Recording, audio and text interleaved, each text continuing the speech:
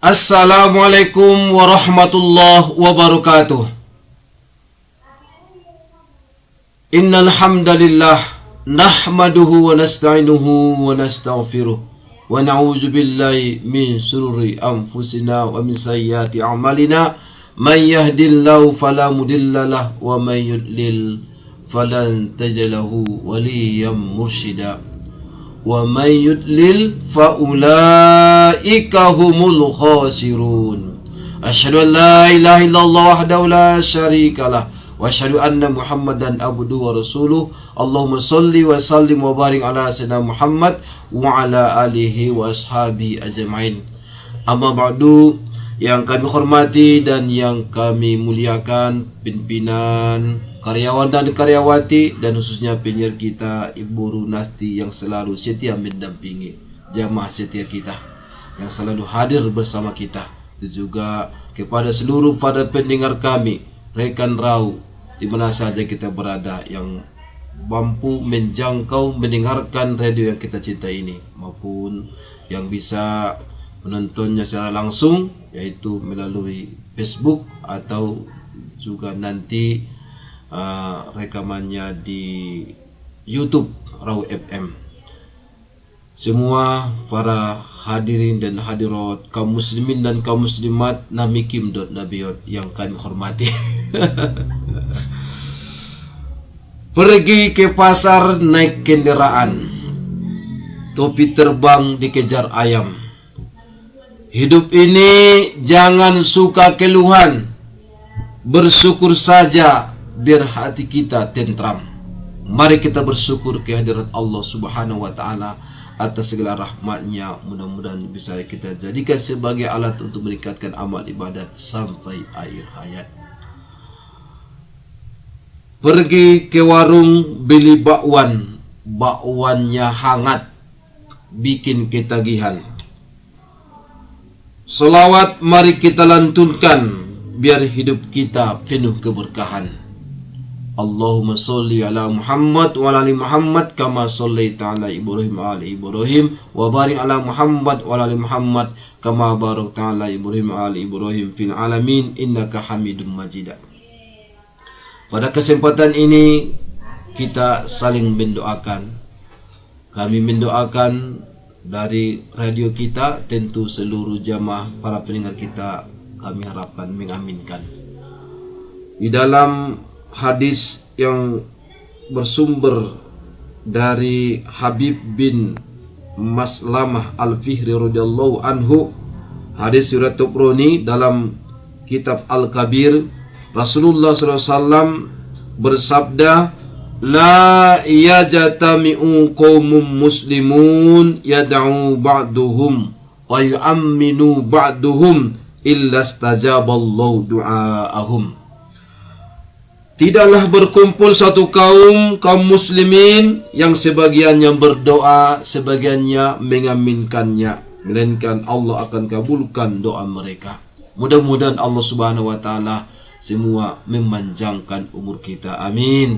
Dan semoga Allah juga memberikan kepada kita badan yang sehat walafiat, dan juga mampu meningkatkan amal ibadat, dan tetaplah semangat, dan mudah-mudahan kita mendapatkan syafaat selamat dunia dan akhirat, amin amin ya rabbal alamin. Kaum muslimin dan kaum muslimat rahimakumullah, pada hari ini kita berada pada 30 September 2025.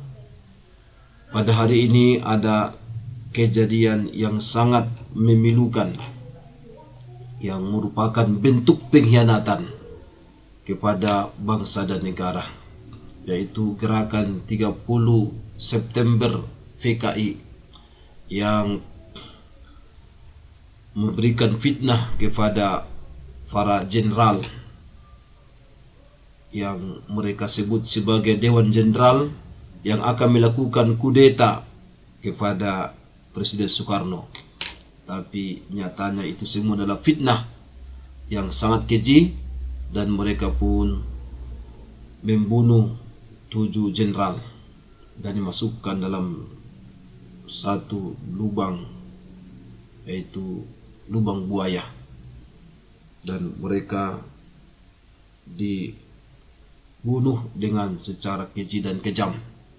Tentunya kepada seluruh para pendengar kami sudah sering menonton film Gestapo itu, dan alangkah baiknya kita tonton terus untuk menjadi pelajaran iktibar kepada kita bahwa bangsa ini hancur bukan karena dihancurkan oleh musuh, tapi bangsa ini hancur adalah dari dalam, dari warganya sendiri yang ingin melakukan kudeta.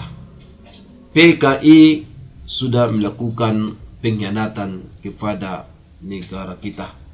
Tahun 26, tahun 1926, tahun 1448, dan tahun 1965. Apakah PKI yang dengan gaya barunya akan mengkhianati bangsa kita?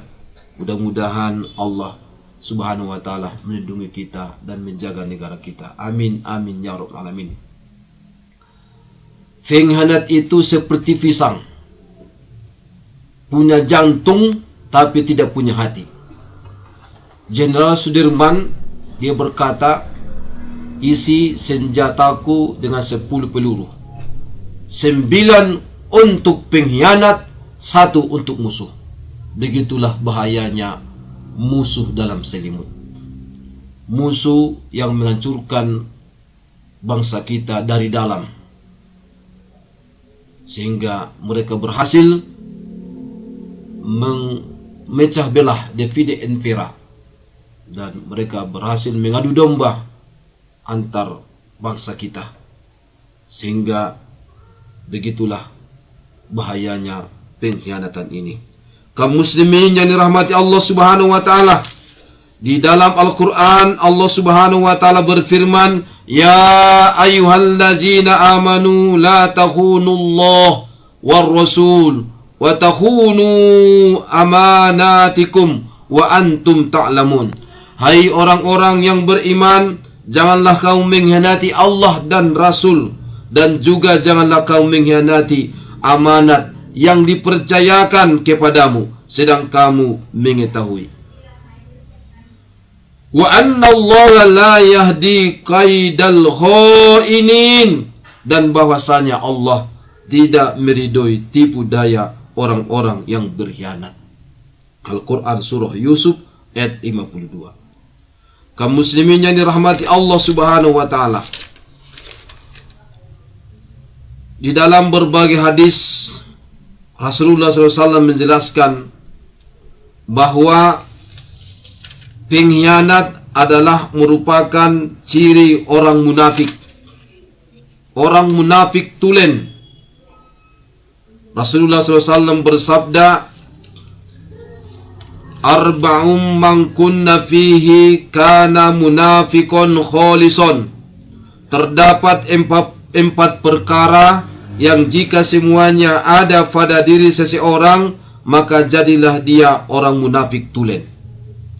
Wa man kanas fihi khoslatum minhunna kanas fihi khoslatum minan nifaq hatta yad'aha.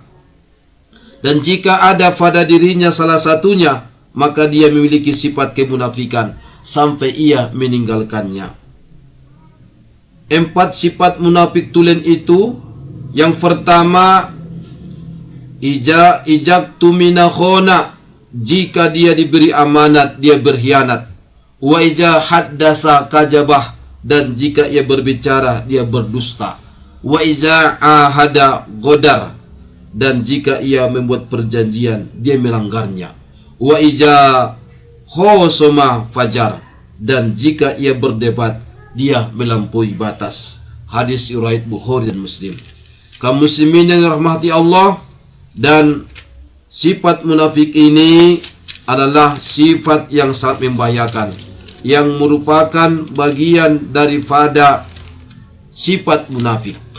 Dalam hadis riwayat yang bersumber dari Abu Hurairah radhiyallahu anhu, bahwa Nabi kita Muhammad SAW bersabda, ayatul munafikun salas, ija haddasa kajabah, wa ija wa'ada akhlafah, wa ija tumina khona.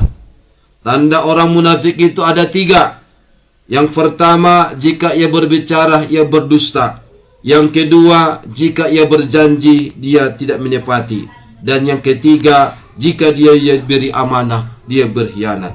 Hadis riwayat Bukhari dan Muslim. Kaum muslimin yang dirahmati Allah Subhanahu wa taala. An Anas ibn Malik qala ma khatobana Nabiullah sallallahu alaihi wasallam illa qala. Dari Anas bin Malik radhiyallahu anhu, dia berkata, Nabiullah sallallahu alaihi wasallam tidak berkhutbah kepada kami, melainkan beliau bersabda, la imana liman la amanah. La iman liman la amanata lahu. Tidak ada iman bagi orang yang tidak memiliki sifat amanat. Wala dina liman la ahda lahu. Dan tidak ada agama bagi orang yang tidak menepati janjinya. Hadis riwayat Ahmad dan Ibnu Hibban. Kaum muslimin yang dirahmati Allah Subhanahu wa taala. Dan sifat orang yang munafik ini apabila makin banyak dalam berbagai kehidupan, kalaulah kita bisa memilah dan bisa mengklarifikasi banyaknya berbagai bentuk pengkhianatan dalam bidang kehidupan kita berbangsa dan bernegara, itu merupakan tanda dekatnya hari kiamat. Dari Abdullah bin Amr radhiyallahu anhu, Rasulullah SAW bersabda, "Wala taqumus sa'ah hatta yazharul fahsu wat tafahus." Tidak akan terjadi hari kiamat sehingga muncul perkataan keji, kebiasaan berkata keji, wa qati'atur rahim, dan banyaknya orang yang memutuskan silaturahim, wa su'ul muzawarah, dan keburukan dalam bertetangga, wa hatta wa yuktamannal kha'in wa yukhawwanal amin, dan sehingga orang yang berkhianat diberikan amanah, diberikan kepercayaan, sedangkan orang yang amanah dianggap berkhianat. Hadis riwayat Ahmad. Kaum muslimin yang dirahmati Allah Subhanahu wa taala, tentu bisa kita lihat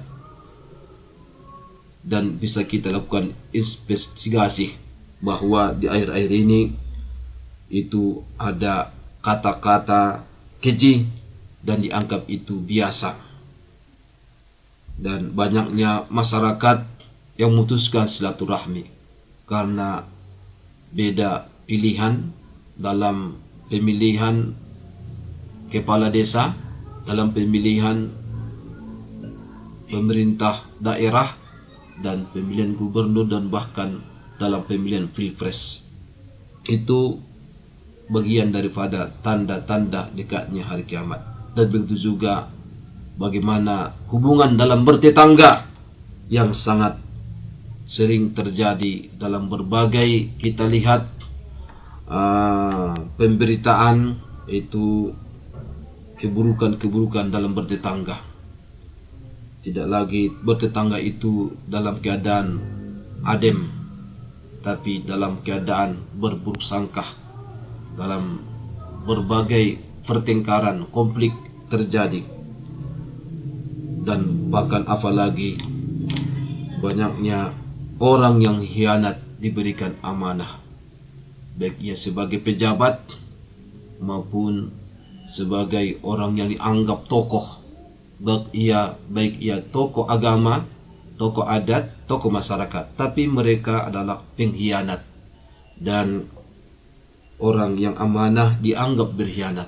Orang-orang yang jujur, orang-orang yang selalu membela kebenaran, itu dikucilkan dan diasingkan, dan bahkan disebut mereka adalah pengkhianat. Yang melakukan demonstrasi disebut perusuh, padahal mereka adalah menyampaikan aspirasi untuk didengarkan oleh para pejabat yang berwenang, dan mereka memperjuangkan perut mereka memperjuangkan aspirasi mereka yang selama ini tidak didengarkan. Tentunya yang berwenang pun haruslah mendengarkan aspirasi rakyat, karena itu adalah suara Tuhan. Suara Tuhan yang harus didengarkan. Jika tidak didengarkan, maka akan terjadilah berbagai gejolak-gejolak dan bisa jadi pemberontakan yang tentunya itu bisa menghancurkan negeri kita dari dalam.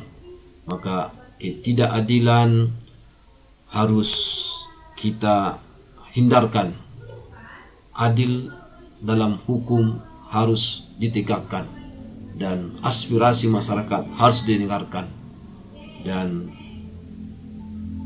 kesejahteraan tidaklah diukur dari data, tapi kesejahteraan itu diukur dari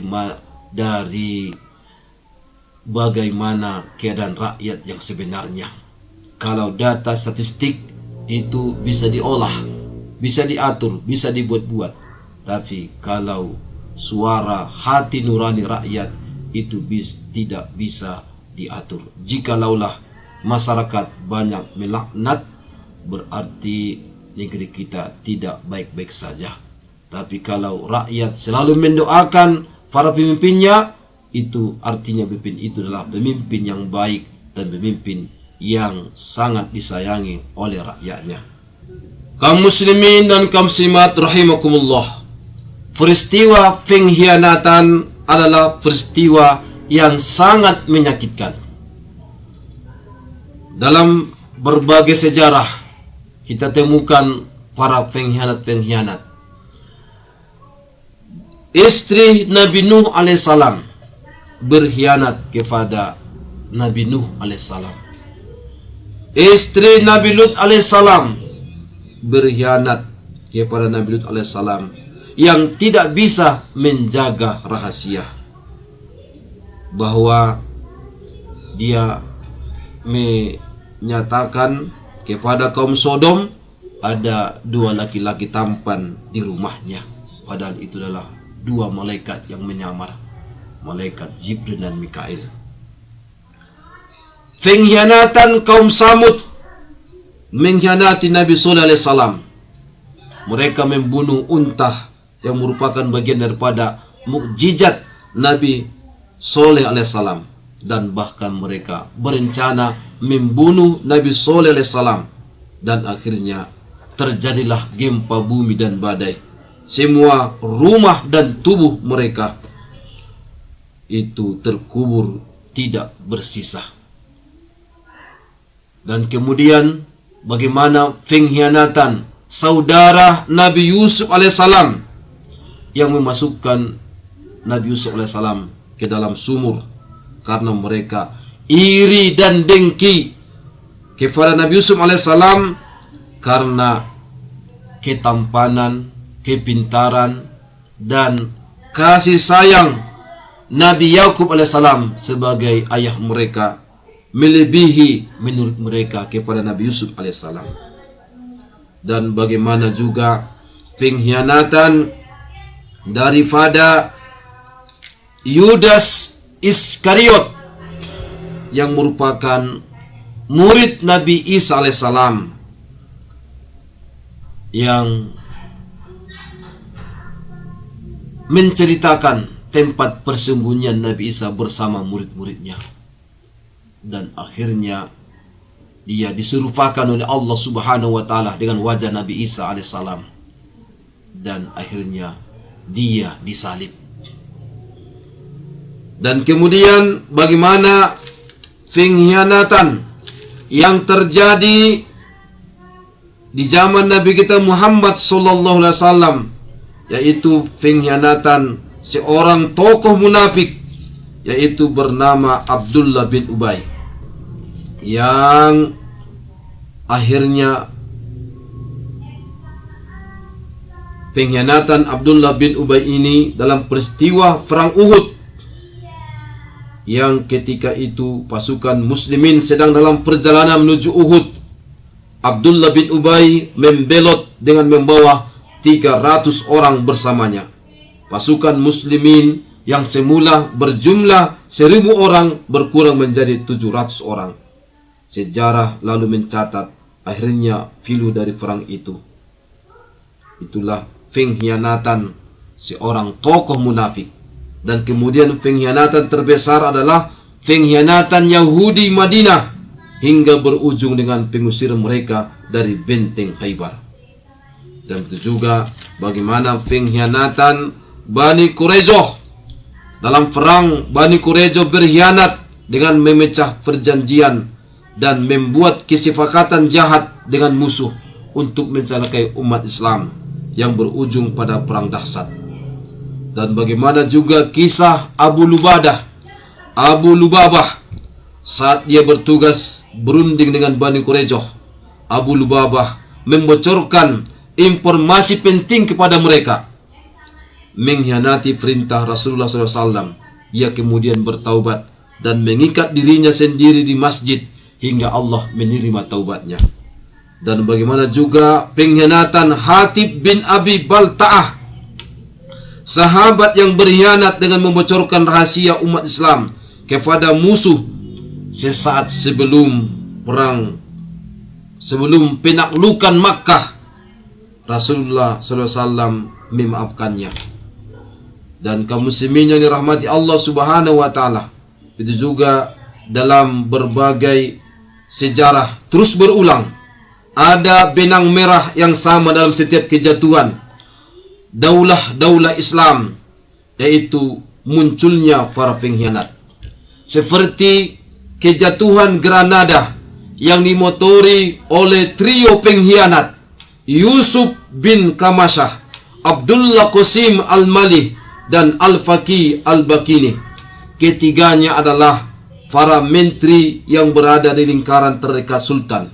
Bahkan Al-Faqih Al-Bakini adalah seorang ulama, ahli ilmu yang mencarikan dalil-dalil pembenaran untuk menekan sultan.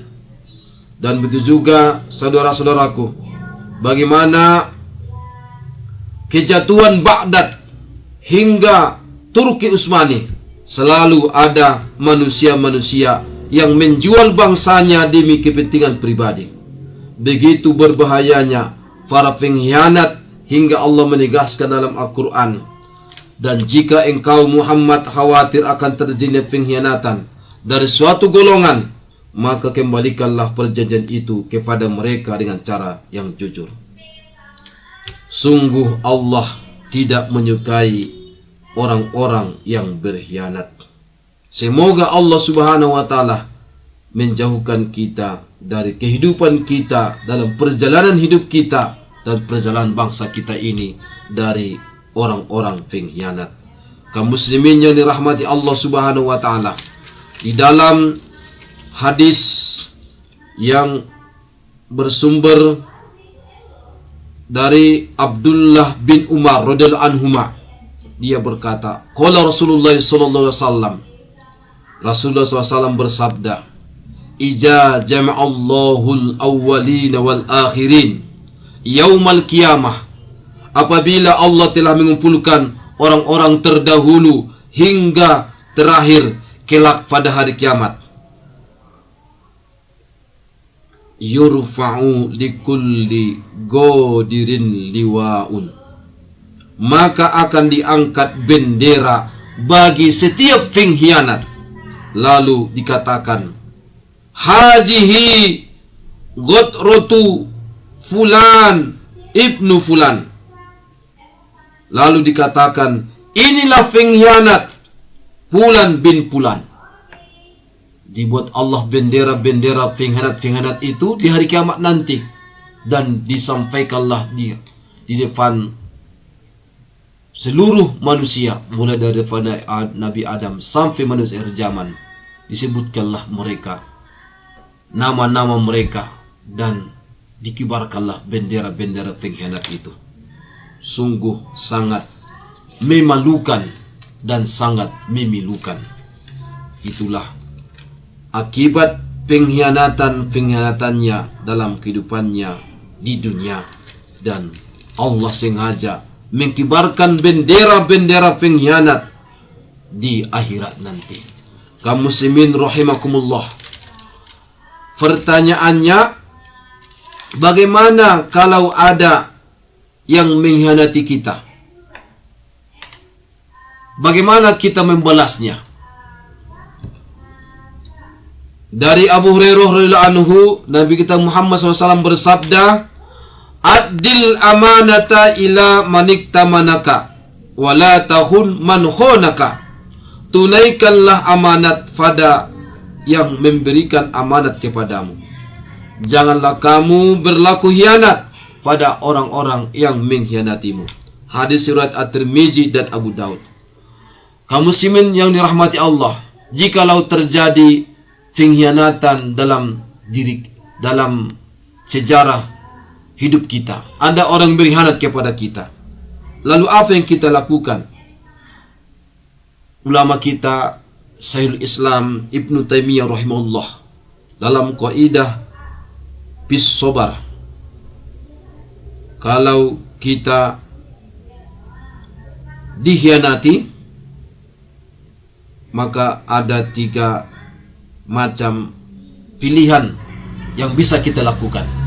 Yang pertama, membalas pengkhianatan mereka, membalas kezaliman dengan batas kewajaran. Yang kedua, muqtasid, membalasnya dengan sewajarnya. Yang pertama tadi, berbuat zalim kepada yang mengkhianati kita, bahkan bisa jadi melebihi batas kewajaran. Yang kedua, muqtasid, yaitu membalas pengkhianatan dengan pengkhianatan yang sama. Yang ketiga, berlaku muhsin. Pilihan pertama, berbuat zalim, yaitu membalas lebih dari kewajaran. Ittaquz zulma fa inna zulma zulumatu yaumal qiyamah. Hati-hati kezaliman, karena kezaliman itu adalah kegelapan pada hari kiamat. Hadis riwayat Muslim. Kita membalas pengkhianatan dan kezaliman yang melebihi itu bahaya, sangat merugikan, dan kezaliman yang kita lakukan kepada orang itu bagian daripada kegelapan nanti di hari kiamat. Oleh karena itu, jadilah bersikap zalim. Dari Abu Dzar Al-Ghifari radhiyallahu anhu, dari Nabi kita Muhammad SAW bersabda, Allah Subhanahu wa taala berfirman dalam hadis qudsi, "Ya ibadi, wahai hamba-hambaku, inni haramtuz zulma, sesungguhnya aku mengharamkan kepada kalian melakukan kezaliman, ala nafsi, atas diri, waja'altuhu bainakum muharraman fala tazalamu, dan aku pun mengharamkan kalian berbuat zalim, janganlah saling menzalimi satu sama lain." Ini dalam ada hadis kudusi yang diriwayatkan oleh hadis riwayat Muslim. Oleh karena itu, kezaliman, pengkhianatan yang kita balas dengan kezaliman itu sangat merugikan kita. Pilihan pertama ini kalau bisa dihindarkan. Jangan balas pengkhianatan dengan pengkhianatan, sebagaimana sabda Rasulullah SAW. Yang kedua, bisa kita lakukan muqtasid, yaitu membalas kezaliman dengan kewajaran tanpa membalas lebih. Allah Subhanahu wa taala berfirman, "Faman tada alaikum fantadu alaihi bimisli maqtada alaikum." Oleh sebab itu, barang siapa yang menyerangmu, maka seranglah ia seimbang dengan serangannya terhadapmu. Al-Quran Surah Al-Baqarah ayat 194. Kalau kita diserang oleh musuh, maka balaslah serangan itu dengan serangan yang seimbang. Wa in aqabtum fa'aqibu bimisli ma uqibtum bihi wa la in sabartum lawa khairul lisabirin. Dan jika kamu memberikan balasan, maka balaslah dengan balasan yang sama, dengan siksaan yang timpahkan kepadamu. Akan tetapi, jika kamu bersabar, sesungguhnya itulah lebih baik bagi orang-orang yang sabar. Al-Quran surah An-Nahl ayat 126. Kemudian dalam ayat yang lain Allah Subhanahu wa taala juga menjelaskan kepada kita untuk berlaku sabar atas segala bentuk kezaliman, pengkhianatan orang kepada kita. Berlaku muhsin. Pilihan ketiga, berlaku muhsin. Apa maksudnya? Itu memaafkan yang mengkhianati kita. Memaafkan orang yang menzalimi kita dengan tidak membalas dendam sama sekali. Kalau bisa ini kita lakukan, inilah sifat yang terpuji. Waliyafu waliyasfahu, dan hendaklah mereka memaafkan dan berlapang dada. Ala tuhibbuna an yaghfirullahu lakum wallahu ghafurur rahim. Apakah kamu tidak ingin bahwa Allah mengampunimu, dan Allah adalah Maha Pengampun lagi Maha Penyayang. Al-Quran surah An-Nur ayat 22. Kaum muslimin yang dirahmati Allah, berlaku muhsin, yang orang yang melakukan pengkhianatan kepada kita, maafkan. Dalam sejarah bangsa kita itu pemberontakan PRRI, Permesta, itu kan akhirnya dimaafkan oleh negara kita, diberikan amnesti. Tapi PKI yang berkhianat itu di banyak pengikut PKI yang akhirnya dibunuh. Allah itu Maha Pengampun lagi Maha Penyayang.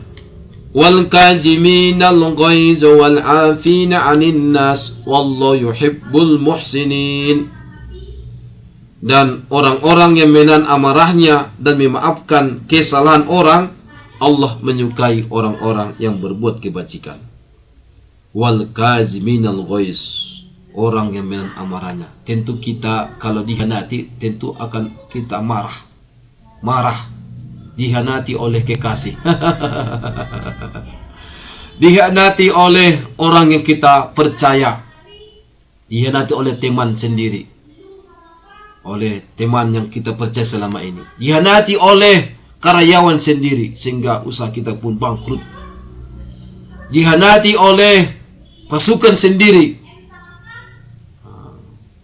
Jenderal Sudirman, bagaimana dia sering dilakukan percobaan pembunuhan, bukan hanya ingin dibunuh oleh pasukan Belanda dan Jepang, tapi juga orang-orang yang sekitarnya. Dan bagaimana para jenderal kita ditikam oleh tentara itu sendiri, para pengkhianat di sekitarnya sendiri. Pasukan Cakribirawah, pasukan pengawal istana kepresidenan, dan bersama para tentara yang dikomandani oleh Untung. Ini adalah bentuk pengkhianatan. Tentu segala bentuk pengkhianatan kita sangat marah, tapi menahan amarah itu lebih baik, dan memaafkan kesalahan orang itu lebih baik. Itulah perbuatan muhsinin, perbuatan yang sangat baik. Faman afa wa aslaha fa ajruhu 'alallah. Dan orang-orang yang menahan amarah, dan barang siapa memaafkan dan berbuat baik, maka pahalanya atas tanggungan Allah Subhanahu wa taala. Al-Quran surah As-Surah ayat 40. Kaum muslimin dan kaum muslimat rahimakumullah, sebagai closing statement dari kami dengan mengenang sejarah pengkhianatan G3 SPKI tahun 1965. Yang pertama, jas merah. Jangan sesekali kita melupakan sejarah. Kita harus mengambil iktibar dan pelajaran dari berbagai sejarah dalam kehidupan, terutama sejarah bangsa kita. supaya tidak terjadi lagi pengkhianatan yang baru. Yang kedua, pengkhianatan itu bukan dari musuh, tapi dari teman yang bisa jadi orang yang kita percaya selama ini. Pengkhianatan itu bukan dari luar, tapi dari dalam. Dan yang ketiga, mari kita sebagai warga negara yang baik, bangsa rakyat yang sangat cinta kepada tanah air, mari kita jaga ideologi Pancasila dalam kehidupan kita yang berketuhanan, yang berkemanusiaan, selalu bersatu dalam kebaikan dan selalu musyawarah dalam mencapai kesepakatan untuk mensejahterakan seluruh warga negara Indonesia. Ideologi Pancasila adalah pilihan kesepakatan kita bersama dalam membangun bangsa ini. Kemudian mari kita yang keempat tetap waspada terhadap pengkhianatan. Pertahankan agama dan negara dengan keberanian dan keadilan. Dan yang kelima, ketahuilah saudara-saudaraku, berhati-hatilah dengan siapa kita mengajak ke dalam kapal kita, karena ada orang tertentu yang bisa jadi mengkhianati kita untuk menenggelamkan kapal hanya karena mereka tidak bisa menjadi kapten atau menjadi seorang pejabat. Pengkhianatan dalam sejarah terus berulang, namun berusahalah semaksimal mungkin dalam kehidupan, jangan engkau termasuk di dalamnya. Jadilah orang yang amanah, menerima amanah dan menjalankannya dengan sebaik-baiknya. Jangan sekali-sekali mengkhianati amanah yang diberikan Allah kepada kita selaku hambanya, yang diberikan oleh manusia kepada orang yang mempercayakannya kepada kita. Oleh karena itu, milikilah sifat Nabi, yaitu siddiq, amanah, tabligh, fatonah. Insya Allah engkau akan selamat dalam kehidupan. Amin, amin ya rabbal alamin. Wallahu muwaffiq ila aqwamit billahi taufiq wal hidayah. Assalamualaikum warahmatullahi wabarakatuh.